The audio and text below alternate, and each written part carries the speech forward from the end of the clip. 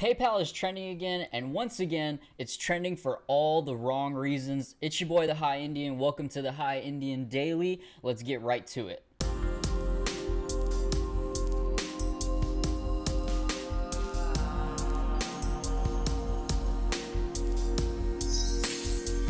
Last week, PayPal introduced to their terms of service the ability to fine users $2,500 for spreading misinformation. This is a serious issue that's falling in line with the future outlines of CBDCs being able to control how we spend our money through our actions. First, it starts off with people getting fined for spreading misinformation.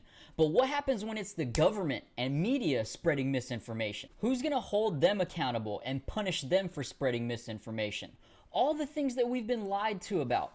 Iraq, Vietnam, Nicaragua, the U.S. government spying on U.S. citizens through the use of the Patriot Act.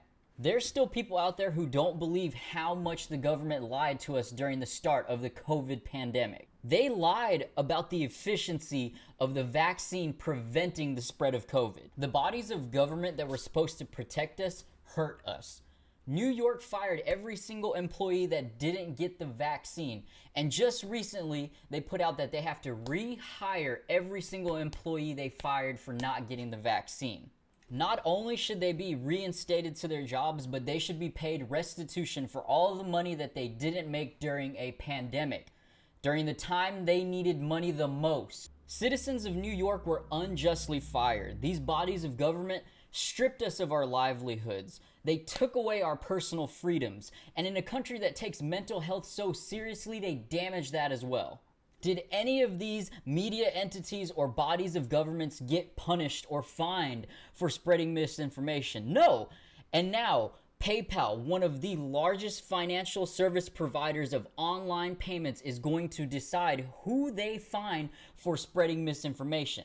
And there are those that will go against the grain and say, oh, well, this only involves people that sell items on the internet. And I just want to say that's where it starts. It's called incrementalism. You give them an inch and then they end up taking a mile. The concept of incrementalism can be applied to almost any political scenario that you can think of. You give PayPal this amount of power, what can you expect them to do in the future? Will other companies follow suit? And this is where the beauty of blockchain technology becomes incredibly scary. CBDCs, central bank digital currencies.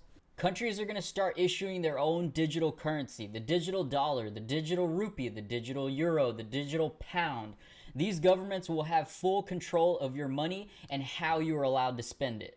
We're starting to see some countries already start to introduce CBDCs. And even the I don't even think he was elected, but the new Prime Minister of England has even shown his excitement for CBDCs. Although blockchain technology can be used to provide a great deal of transparency, it can also be used to take control of how people spend their money and whether they're allowed to even spend it or not. Let's say you decide to go against the grain. You speak out against what the mainstream media and social media giants want you to believe. All of a sudden, they start limiting the amount of money that you're allowed to spend in any given week. Call it a social credit score. Another example, you used too much fossil fuels this month, whether it was filling up your truck, burning propane to cook some meat, or just using natural gas to heat up your home during the winter. You use too much in a certain month, and then the following month, they limit you on how much you're allowed to spend on fossil fuels. Call it a carbon limit or a carbon credit score, and every single person has one. If nothing is going to stop PayPal from fining people for what they deem to be misinformation, what's stopping your bank from doing the same?